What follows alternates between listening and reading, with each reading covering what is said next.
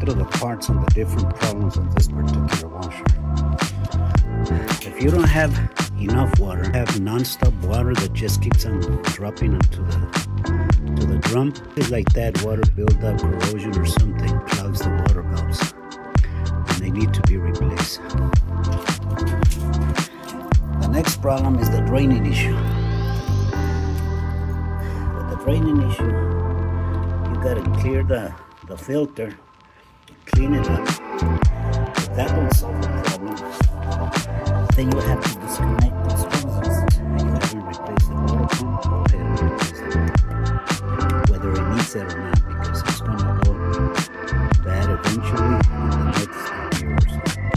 So it could be a month, 2 months, 3 months.